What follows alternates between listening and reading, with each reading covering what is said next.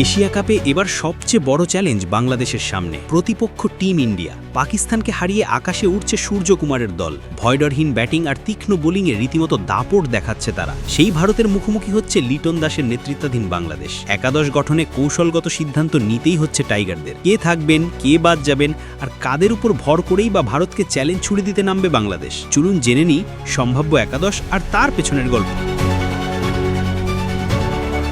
Asia কাপে পাকিস্তানের বিপক্ষে যে ভারতকে দেখা গেছে তারা ছিল ভয়ডরহীন, আত্মবিশ্বাসী এবং নির্মম। এমন এক প্রতিপক্ষের মুখোমুখি হচ্ছে বাংলাদেশ। সুপার 4-এর ম্যাচে তাই স্বাভাবিকভাবেই একাদশ সাজানো নিয়ে টাইগার ম্যানেজমেন্টের চিন্তাভাবনা অনেকটাই জটিল। তবে পূর্ণ শক্তি নিয়েই মাঠে নামতে চাইবে লিটন দাসের দল। প্রথমেই আসে শরীফুল ইসলামকে ঘিরে প্রশ্ন। শ্রীলঙ্কার বিপক্ষে সুপার 4-এর প্রথম ম্যাচে তিনি ছিলেন একেবারেই নিষ্প্রভ। সেই ব্যর্থতার কারণে ভারতের বিপক্ষে তার জায়গা হারানো প্রায় নিশ্চিত। তার বদলে একাদশে ঘুরতে পারেন তানজিম হাসান সাকিব। ভারতের বিপক্ষে তার রেকর্ডই বলে দিচ্ছে তিনি কতটা কার্যকর হতে পারেন। তানজিম সাকিবের হাতে ভারতের বিপক্ষে ইতিমধ্যেই 7 উইকেট আছে।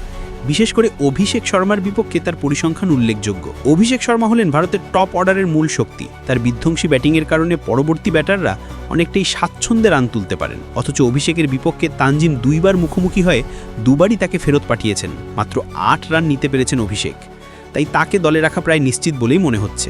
অন্যদিকে ব্যাটিং অর্ডারে বাংলাদেশ পরিবর্তনের পথে হাঁটতে চাইবে না, কারণ আগের ম্যাচে ব্যাটাররা 169 রানের লক্ষ্য তাড়া করে জয় ছিনিয়ে এনেছিল। সুতরাং টপ অর্ডারে তানজিদ, সাইফ, পেনের জায়গা অটুট থাকছে। মিডল অর্ডারে লিটন দাস, তৌহিদ হৃদয় ও জাকের আলীর ব্যাটিংও আত্মবিশ্বাস যোগাচ্ছে দলকে। পাশাপাশি শামীম হোসেন পাটোয়ারি ও শেখ মেহেদী দলে থাকবেন অলরাউন্ডার ভূমিকা পালনের জন্য। তবে স্পিন বিভাগে প্রশ্ন থেকেই যাচ্ছে, রিশাদ হোসেন না নাসুম আহমেদ, কাকে নেওয়া হবে? রিশাদের ভারতের বিপক্ষে রেকর্ড খুব একটা ভালো নয়। 4 ম্যাচে প্রায় 14 ইকোনমিতে রান দিয়েছেন, অথচ মাত্র 5 উইকেট পেয়েছেন। অন্যদিকে নাসুম ভারতের বিপক্ষে টি-20 না খেললেও ডানহাতি ব্যাটারদের বিপক্ষে তার কার্যকারিতা ম্যানেজমেন্টকে ভাবাচ্ছে। তাই নাসুমের একাদশে থাকার সম্ভাবনাই বেশি। পেস আক্রমণে অবশ্যই থাকছেন মুস্তাফিজুর রহমান ও তাসকিন আহমেদ। মুস্তাফিজ ধারাবাহিকভাবে উইকেট এনে দিচ্ছেন, আর তাসকিনের গতি ভারতের টপ অর্ডারকে সমস্যায় ফেলতে পারে। তাই বাংলাদেশের পেস আক্রমণ এবারও দলের মূল অস্ত্র হতে চলেছে। সব মিলিয়ে এক পরিবর্তন নেই ভারতের বিপক্ষে মাঠে নামবে বাংলাদেশ। শরীফুল ইসলামকে বাদ দিয়ে জায়গা পাচ্ছেন তানজিম হাসান সাকিব।